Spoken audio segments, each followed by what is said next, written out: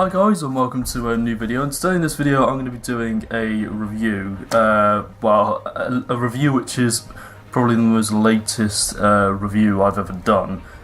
It's a review of this, which is the 10th Doctor Adventures Volume 1, which came out during the summer of last year, I believe. And yeah, it contains 3 stories written by, and the stories are Technophobia, Time Reaver, and Death and the Queen. And I'm going to be reviewing all of these stories as well as the packaging of the product. I was thinking about doing individual reviews, like individual uploads for these reviews, but I thought I'd do like a special video and cram it all into one because it's a huge, it's a brilliant box set, and yeah, a lot of you may have not seen it in this style of packaging before, and that's because I think it's a re-release. And it's basically like like one of those double CD packs you get.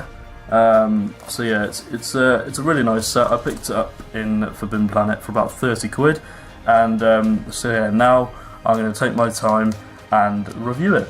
Before we get into the actual review and analysis of the 10th Doctor Adventures, I thought I'd just get into like an overview of the product. As you can see, it's a really nice looking design. I really like this sort of variant of the release. I think there's about 3 variants. So you've got the limited edition variant, you've got this variant, and of course you've got the individual releases. I chose to get this one because it's the smallest and most sort of one that doesn't take up a lot of space, and yeah, it's got a really nice slip case as well.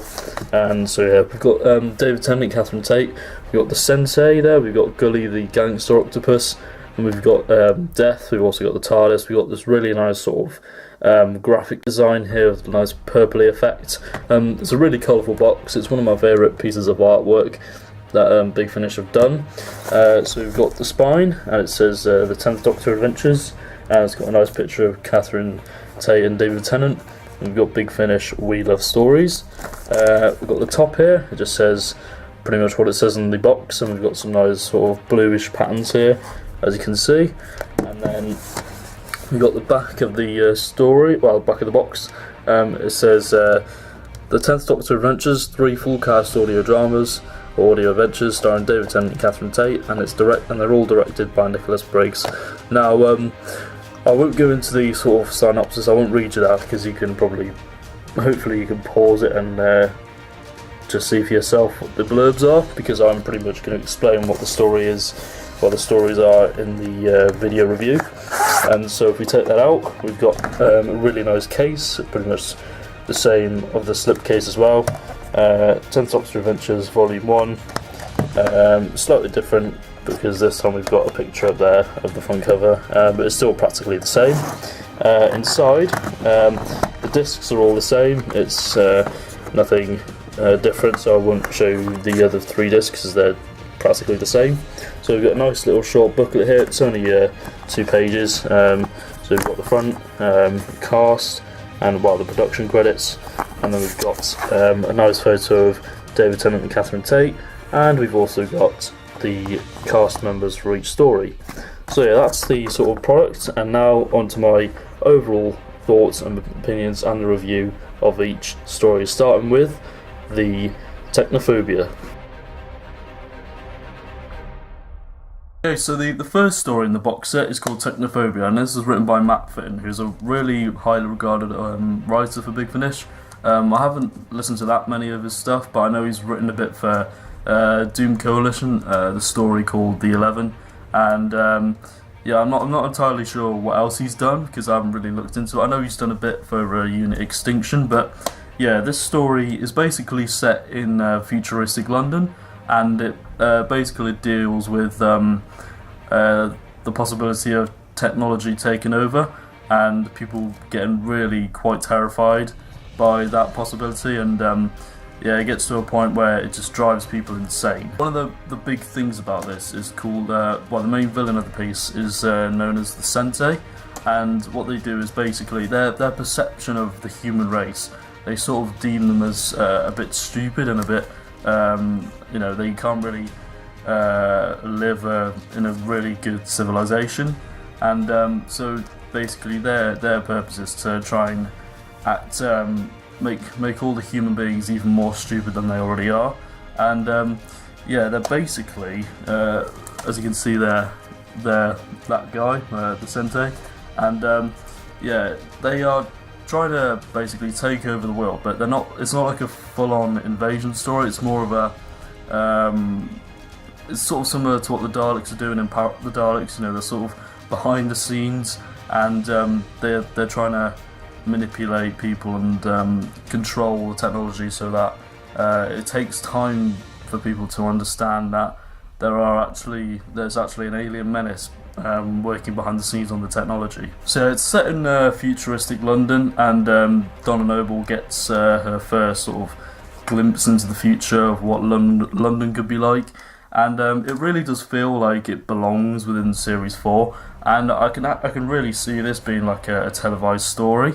And yeah, I think the Sente, I think, are actually a pretty good villain, and I really enjoy, you know, the sound design, because I think their voices are really quite menacing, and I can easily imagine them being a villain for the 10th Doctor in Series 4. I mean, to be honest, Series 4, it's not really one of my favourite series of the modern era. I know there are a lot of people that really do enjoy it, but personally for me, the 10th Doctor and Donna, they're not really my favourite, but it's just really nice to hear these two on Big Finish again, because you know, it was also quite nostalgic as well, because it's been a while since I've watched a bit of Series 4, and to be honest, a bit of the new series.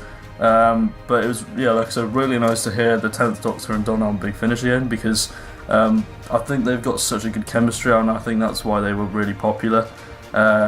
Because for a lot of people, Donna is one of their favourite companions, or their favourite companion, and I'm glad that they decided to go with the 10th Doctor and Donna for this release, because obviously I think that duo or dynamic is probably the most popular out of all the dynamics the 10th Doctor has had with his companions, because there's even a reference to one of the stories on here about something on your back, which of course is something that happens later on in the series, and I don't think it was intentional to make it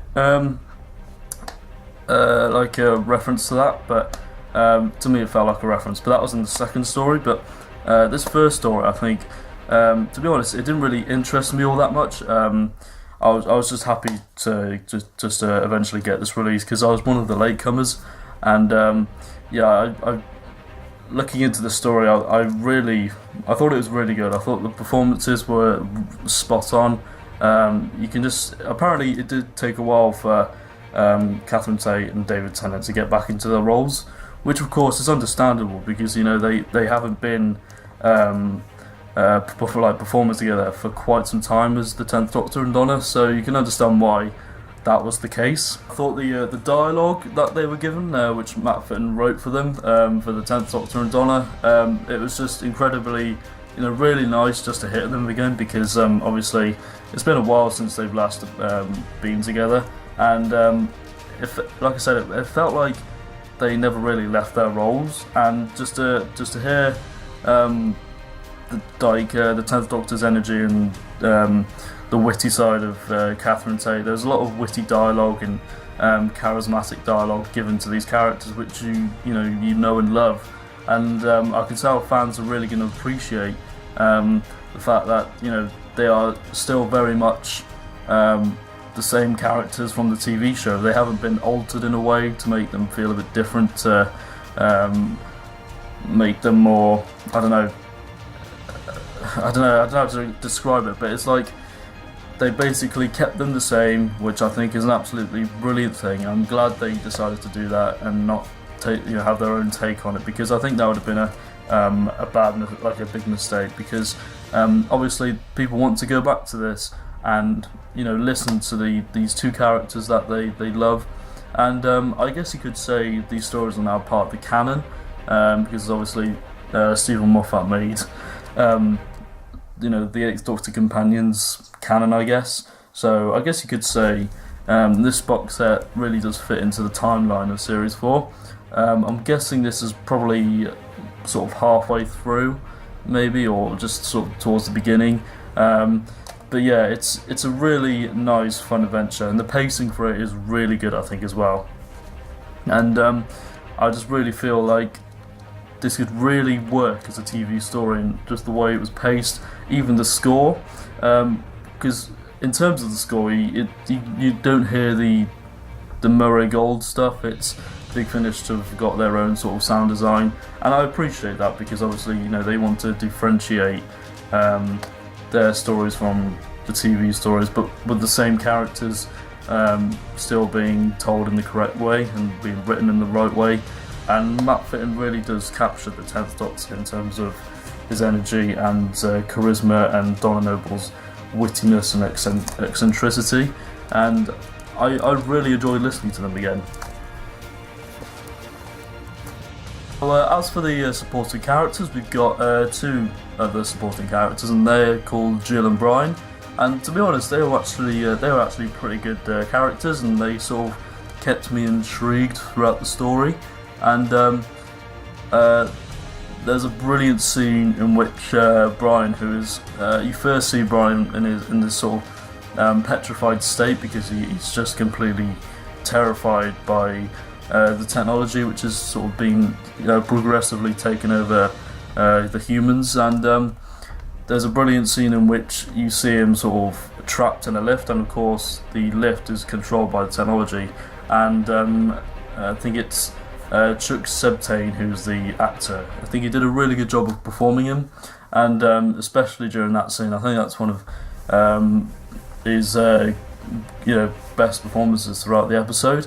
And yeah, just the characters, you did actually care for them, and they were fun. They weren't like boring like some other supporting characters, but yeah, these characters were I guess fleshed out, and you can see that Brian was particularly scared by the technology and the way it was executed. I think Matt Fitton did a really good job with it. As for my overall rating of the story, it wasn't anything like fantastic. I mean, it was great to listen to. I really enjoyed listening to these two characters again, but for me personally, it wasn't anything standout. The idea was really good though. I'll give Matt Fitton that. The concept of the story was worked really well, and I love the performances and the characters and the villain. So I'll probably give it sort of an 8 out of 10, because even though, like I said, there's nothing standout, it was a really good listen, and I can see a lot of people really enjoying the story. So yeah, that's Technophobia. Now let's move on to Time Reaver.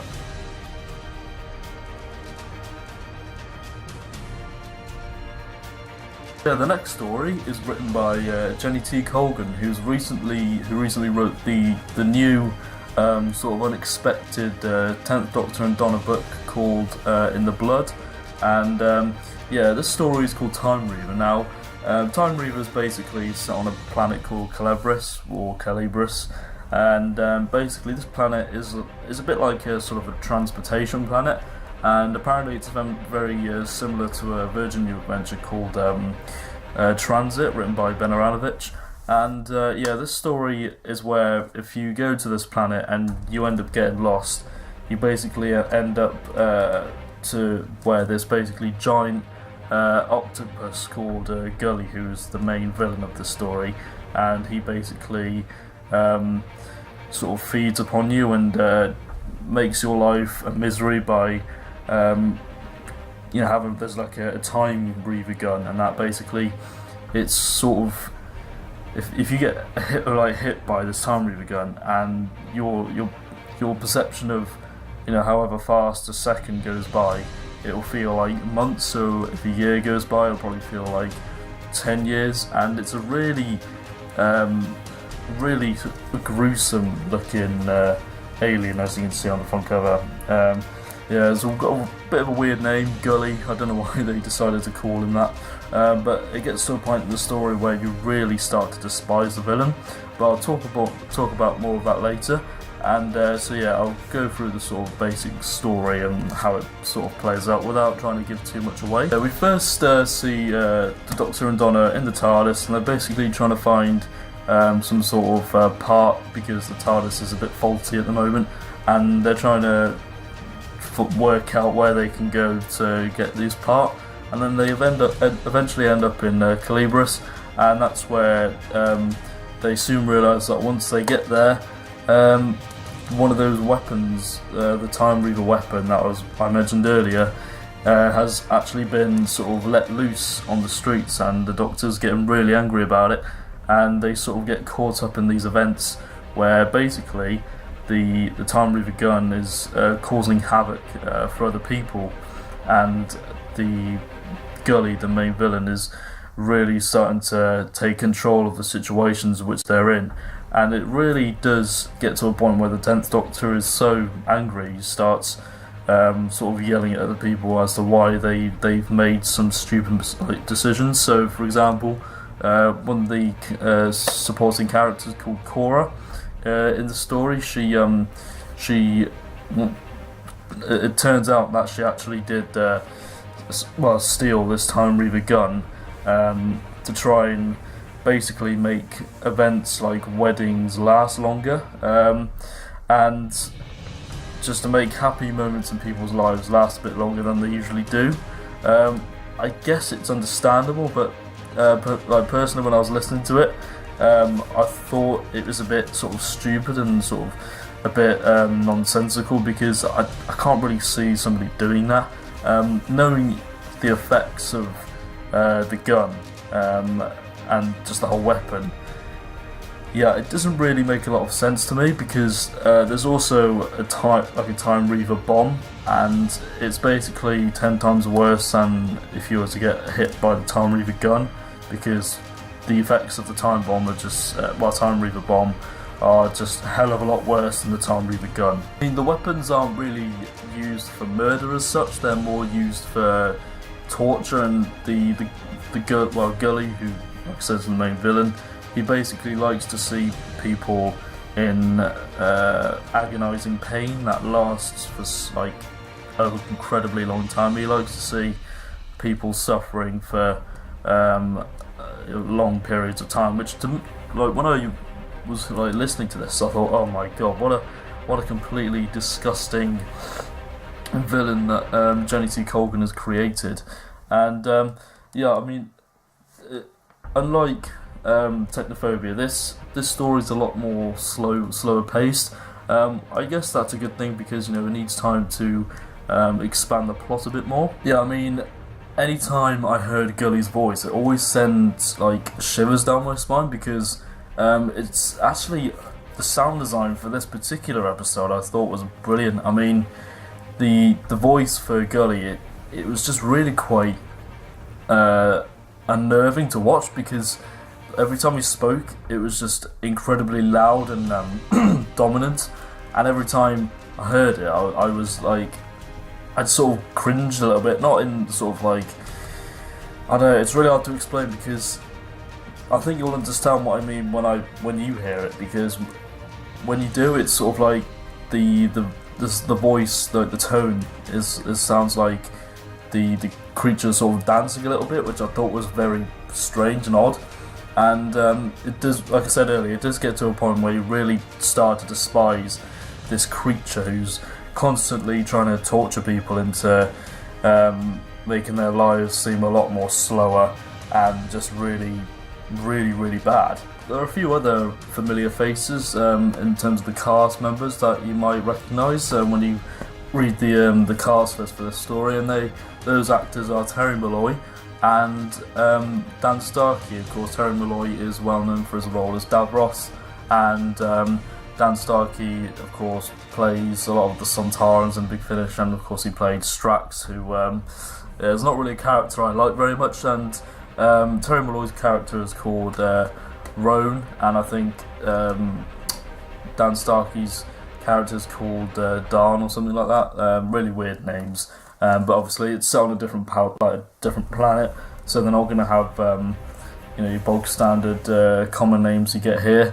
They are pretty different, and it helps differentiate Calibris from other worlds, I guess. And yeah, I think I actually forgot whilst I was listening to this audio that these two cast members were in the story. So when I was reading up the production of it and realising that they were actually in it, I was quite surprised. And yeah, really random sort of casting choices, but yeah, I thought they did a pretty good job in this audio.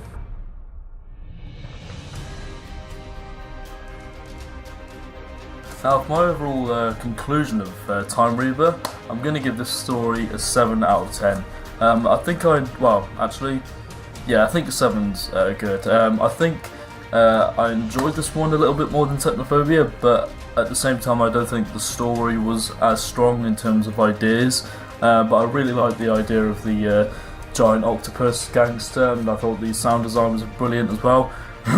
And yeah, just a really good story, I think, and so far I'm really enjoying this box set, and I know a lot of people will probably really like these stories because they are really enjoyable, and the chemistry between the two main cast are, of course, as if they never left Series 4. I mean, I don't think this one would have worked well as a TV story, but I still really enjoyed it, and I think 7 out of 10 is a decent score for this one. So yeah, Jenny T. Colgan, you've done a really good job here.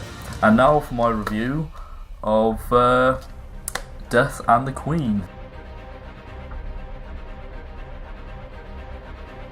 Death and the Queen is written by James Goss, and I wasn't really sure what to expect from this story because I heard a lot of good things about it. I heard it was one of the favourite in the set. That seemed to be the case to a lot of people.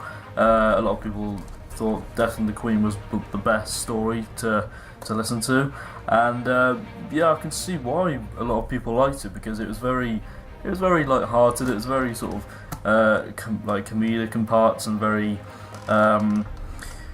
yeah, it really did feel like a Series 4 story, and yeah, I really appreciated it for that. Now, this story sets up a lot of character development for Donna because it's mainly focused on her, and sometimes it does test the Doctor and Donna's relationship, which is one of the highlights of the story.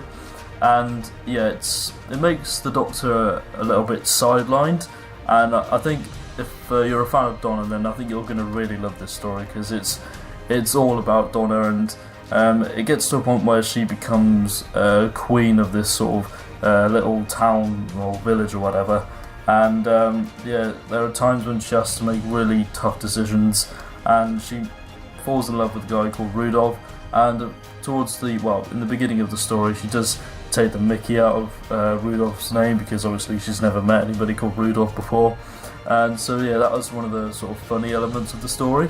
Yeah, we get some really fantastic moments between Rudolph and Donna, and the Doctor's just sort of making things really awkward because obviously Rudolph and Donna obviously love each other, and then of course the Doctor's always used to having Donna around him, but the Doctor's always trying to find excuses to try and join in with them, and then Donna's sort of trying to push him away a little bit because she just wants to spend time with her new husband.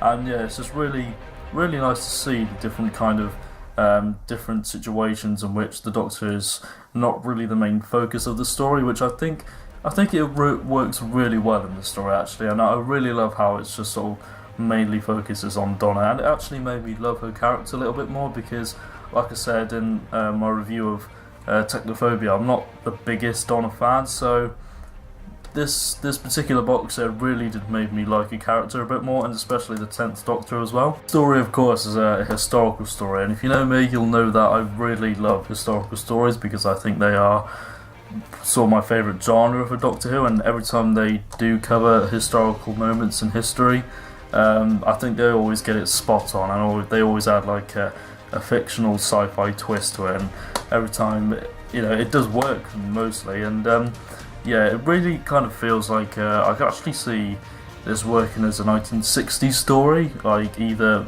probably the first Doctor or even the third Doctor actually, sort of in the latter half of his era in sort of season 10 or whatever, and yeah, it's really pure historical, and I think from the introduction you can tell he's the 10th Doctor is it's basically him on horseback, and he's sort of riding through the woods, and it's just a really nice thing to listen to because you don't often see the 10th Doctor on horseback other than the Day of the Doctor and a few other stories. But Yeah, that was probably one of my favourite bits of the story, just seeing the 10th Doctor having a really fun time on the horse, and it's just nice to see the characters just enjoying themselves without being in too much jeopardy to begin with. As the story progresses, you start to see the more darker side to the story, because I think that really sets a nice sort of contrast between the two halves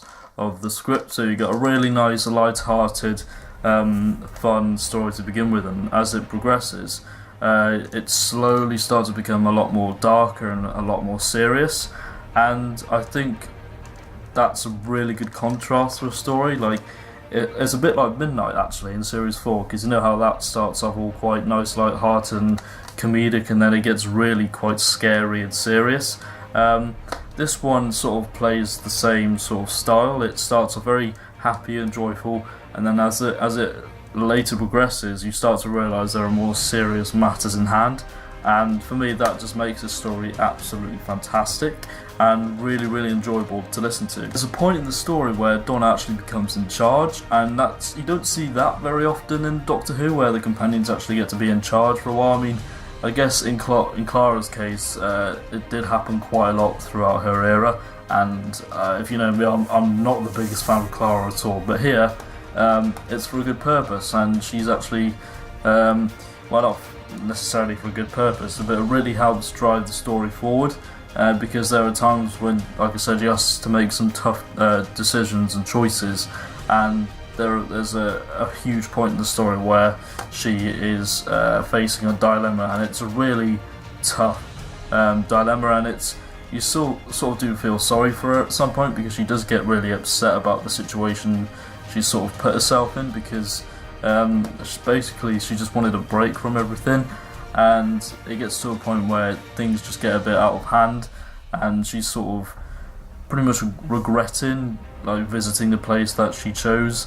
And yeah, it's just really nice to see some character development, especially when she starts getting her confidence back towards the end of the story and just fighting off the main villain of the piece, which of course is Death. As the story progresses, you start to learn more about the side characters, Rudolph and his mother, and sort of one of the real reasons as to why he wanted to marry Donna in the first place. And it's quite heartbreaking, but and you sort of do hate the Rudolph a little bit for doing what he's doing, because yeah, it's just a really sinister character trait, I think. But he got himself in a dilemma. It was either to do what he's going to do, or the whole village will be destroyed, just to sacrifice one life for something, which it's hard to not give spoilers, but yeah, it's just a really good character development for both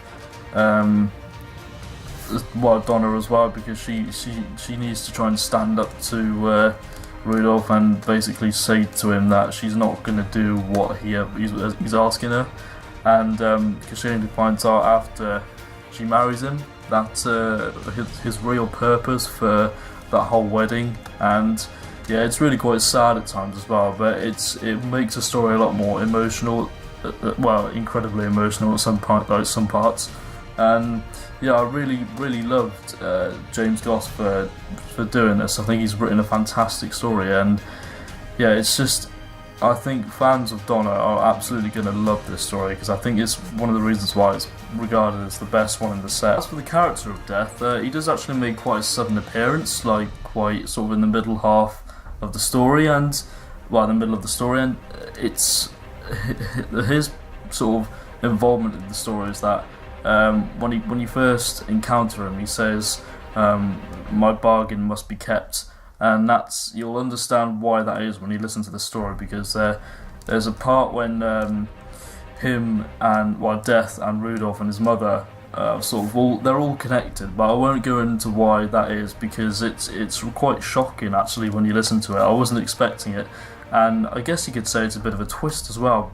And this is probably the story that kept me intrigued the most, because I wanted to see how the character of Death was portrayed and what he would sound like, and also just how he would be written in the story. And there are some parts which I wasn't too happy with the way Death was sort of destroyed or whatever, but because obviously in every single Doctor Who story, 99% of the time the villain does get defeated, so you obviously it's not really a spoiler because you sort of predict that from every single Doctor Who story. But yeah, death, I wasn't really too happy with the way he was killed off, like the conclusion.